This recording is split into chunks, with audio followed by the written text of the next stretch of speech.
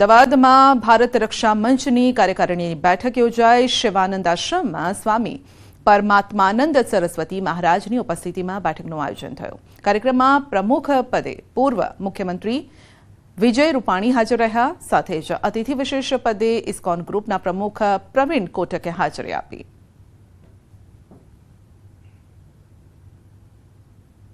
દેશથી માંડીને બાકીના ઘુસપેઠીઓને અહીંના સિટીઝન બનાવી અને મતદાર યાદીમાં નામો ચડાવીને માત્ર વોટ બેંકની રાજનીતિને કારણે દેશને ખૂબ મોટું નુકસાન કર્યું છે। ત્યારે આ ભારત રક્ષા મંચ એની રાષ્ટ્રીય કાર્યકારિણી અહીંયા અમદાવાદ ખાતે મળી રહી છે। આજે એમનું ઉદ્ઘાટન થયું અને 2 દિવસ વિચાર મંથન કરવાની છે। ઘુસપેઠીઓને માટે દેશમાં કડક કાયદા બને, ઘુસપેઠીઓને બધાને પાછા મોકલવામાં આવે, આ પ્રકારની એમની ચળવળ એ કરી રહ્યા છે। બુલેટિનમાં આગળ વધીશું નાનકડા બ્રેક બાદ।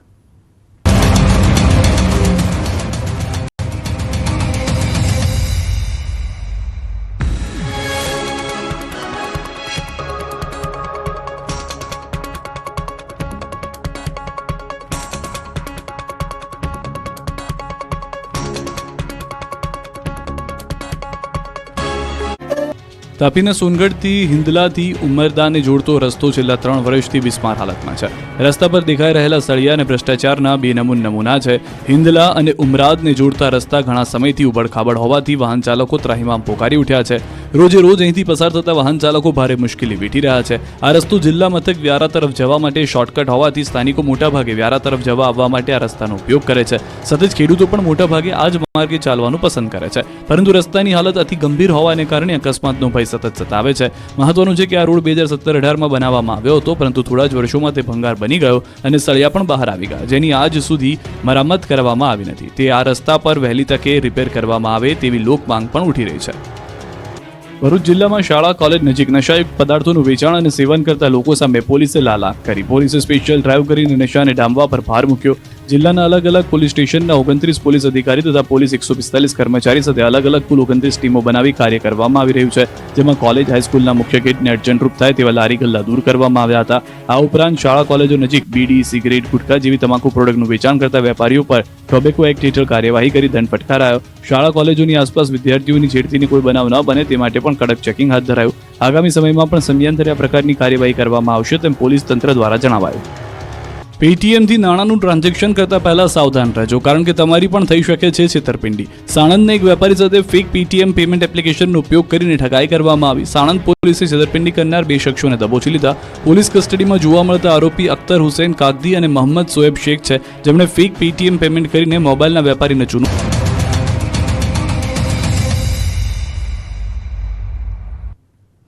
અંજારના મેઘપર નજીક લૂંટ મામલે મોટો ખુલાસો થયો છે। ભોગ બનનારે જ લૂંટને ઉપજાવી કાઢી હોવાનો ખુલાસો। 7 લાખની લૂંટ મામલે મોટો ખુલાસો। ભોગ બનનાર પ્રવીણ મેરની પૂછપરછમાં ખુલાસો થયો છે। લૂંટને ઉપજાવી કાઢેલી વાર્તા રચી દીધી। લૂંટની રકમ મિત્ર નાગપાલ સિંહને આપી હતી। પોલીસે લૂંટનો મુદ્દામાલ પણ કબજે કર્યો છે। ભોગ બનનાર જે છે એ પોતે જે છે આ આખા અંજામને એક ખોટી રીતે ઉપજાવેલ હતું અને એમાં પોતે એમને પૈસાની જરૂરિયાત હોય એના માટે અને પોતાની આર્થિક સ્થિતિ સારી રીતે થાય આ પર્સનલ બેનિફિટ માટે જે છે એના દ્વારા ભોગ બનનાર દ્વારા આખી જે સ્ટોરી ઉપજાવેલ હતી।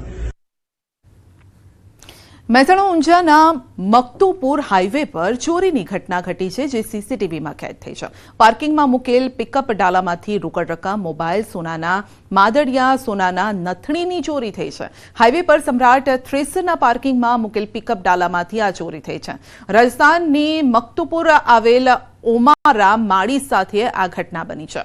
તો ટોટલ 1,15,000 રૂપિયાના મુદ્દામાલની ચોરી થઈ છે અને ઊંઝા પોલીસ મથકે આ મામલે સીસીટીવીના આધારે પોલીસ ફરિયાદ સાથે તપાસ પણ હાથ ધરાઈ।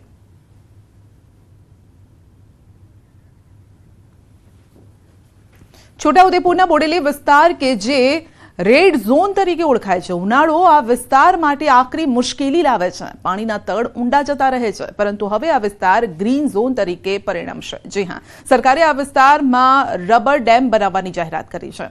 તો 100 કરોડના ખર્ચે હિરણ નદી પર રબર ડેમ બનશે. ડેમ બનાવવાની સાથે અહીં રાજવાસણા, કાશીપુર સહિત અનેક ગામના લોકોની પાણીની સમસ્યાનો અંત આવશે.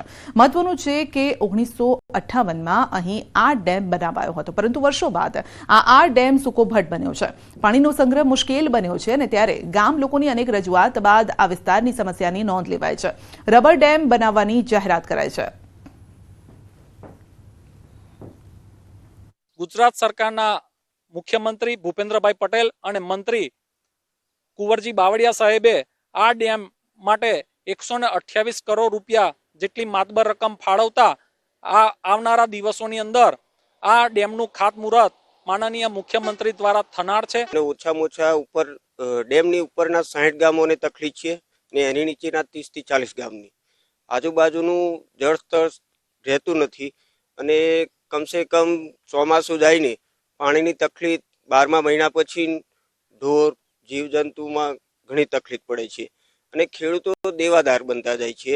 રબર ડેમ બનવાથી વિયરનું નવીનીકરણ કરીને રાજવાસના મુકામે વિયરની કામગીરી કરવામાં આવશે, જેનાથી રાજવાસનાની આજુબાજુના 15 થી 20 ગામોમાં પરોક્ષ રીતે સિંચાઈનો લાભ થશે.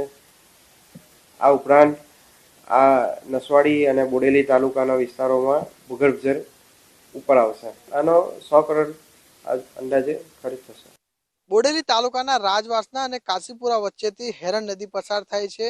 આજે હેરણ નદી ઉપર વર્ષો પહેલા રજવાડાના સમયની અંદર અહીં આ ડેમ બનાવવામાં આવ્યો હતો. જે તે સમય વખત આ વિસ્તારની અંદર જ્યારે સિંચાઈના પાણીની મોટી મુશ્કેલી હતી, તે જ કારણે આ વિસ્તારના ખેડૂતોને લાભ મળે તે માટે ડેમ બનાવવામાં આવ્યો હતો. પરંતુ સમય જતાં આ ડેમની અંદર રેતી કાપ ભરાઈ જતા સૂકો ભટ્ટ ડેમ જોવાઈ રહ્યો છે. જ્યારે આ વિસ્તારના લોકોએ સરકારમાં રજૂઆતો કરી, કારણ કે ચોમાસું પૂરું થઈ જતા આ વિસ્તારની અંદર સિંચાઈનું જે પાણી મળતું નહોતું, જ્યારે આ વિસ્તારના ખેડૂતોને મોટી મુશ્કેલી નડતી હતી.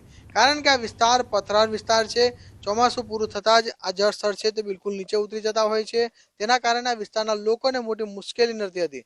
જ્યારે સરકારની અંદર રજૂઆત કરતા સરકારે 128 કરોડની રકમથી આજે રાજવાસના ડેમ ખાતે રબર ડેમ બનાવવાનું નક્કી કરવામાં આવ્યું છે. ત્યારે આવનારા સમયની અંદર આ જ વિસ્તારની અંદર રબર ડેમ બનશે. તેના જ કારણે આ વિસ્તારના ખેડૂતોની અંદર હાલ તો ખુશી છવાઈ છે. સેજબ ખત્રી, ન્યૂઝ 18 ગુજરાતી, છોટાઉદેપુર. રાજ્ય સરકાર દ્વારા લોકોને વિનામૂલ્યે સારવાર મળી રહે તે માટે આરોગ્ય કેન્દ્ર બનાવવામાં આવે છે, પરંતુ પોરબંદરમાં આવેલ શીતલા ચોક શહેરી આરોગ્ય કેન્દ્ર તથા કડિયા પ્લોટ શહેરી આરોગ્ય કેન્દ્રની સ્થિતિ કંઈક જુદી જોવા મળી રહી છે. અહીં આવતા લોકોને અહીંથી જર્જરિત બિલ્ડિંગનો ભય લાગે છે અને અહીંની સ્થિતિ એવી છે કે આરોગ્ય કેન્દ્રની નળિયાની નીચે પ્લાસ્ટિકની તમાલપત્રી બાંધવામાં આવી છે. વર્ષો જૂના આ આરોગ્ય કેન્દ્રમાં ચોમાસા દરમિયાન રીતસર પાણી પડતું હોય છે. અવારનવાર નળિયા પણ નીચે પડવાના બનાવ બની ચૂક્યા છે. આ બંને આરોગ્ય કેન્દ્રને નવા આરોગ્ય કેન્દ્ર બનાવવા માટે 1.5 વર્ષથી જગ્યા પણ ફાળવી દેવાય છે અને છતાં પણ અત્યાર સુધી બિલ્ડિંગ નહીં બનતા લોકોમાં રોષ જોવા મળી રહ્યો છે. આ અંગે પોરબંદર જિલ્લા આરોગ્ય અધિકારીને પૂછવામાં આવતા તેઓએ ગોળ જવાબ આપ્યો.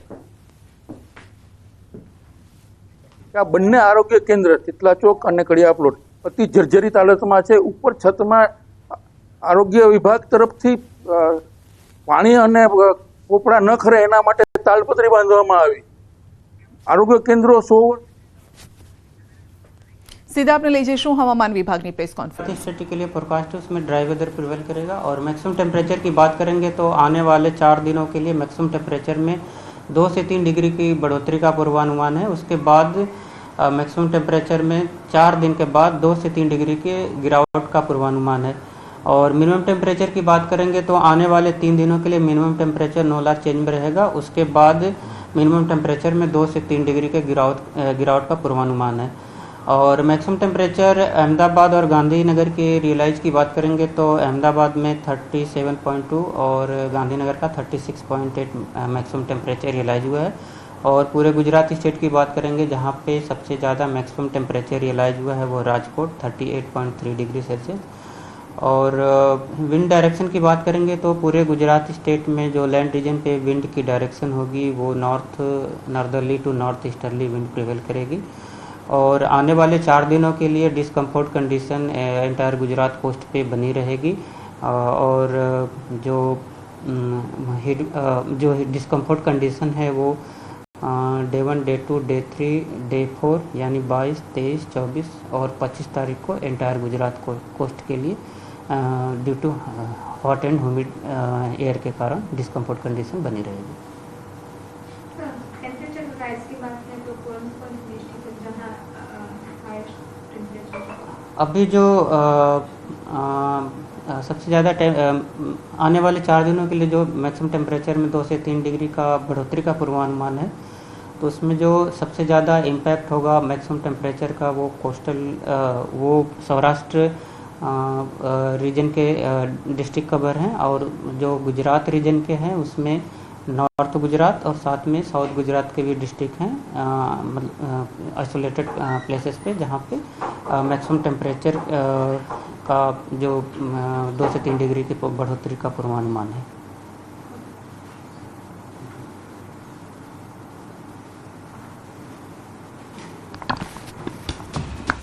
તો આવનાર 2-3 દિવસ ગરમી ભૂક્કા બોલાવશે, કારણ કે તાપમાનનો પારો 2 થી 3 ડિગ્રી વધવાનો છે, માટે સાચવજો, કારણ કે આ સમયમાં જ્યારે ડબલ ઋતુ પણ થતી હોય છે ત્યારે રોગચાળાનો પણ ખતરો રહેતો હોય છે.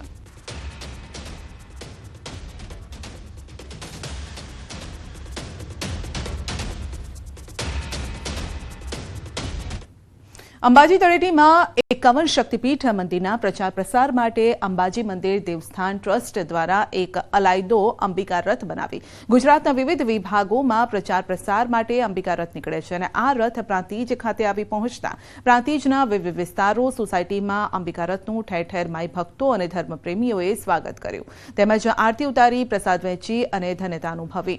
તો જે લોકો શક્તિપીઠની પરિક્રમા ન કરી શકે તે લોકો દિવ્યાંગજન માટે આ રથ આશીર્વાદ સમાન છે, કારણ કે આના થકી વર્ચ્યુઅલી માતાજીના દર્શન કરી શકાય છે તેવી વ્યવસ્થા પણ છે.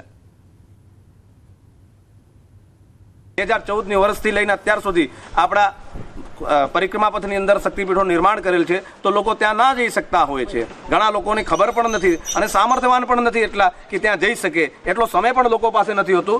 તો આપણે 3 કલાકની અંદર 51 શક્તિપીઠ પરિક્રમાની અંદર લોકો વધુ પડતું જોડાય અને 51 શક્તિપીઠની પરિક્રમા કરે. બુલેટિન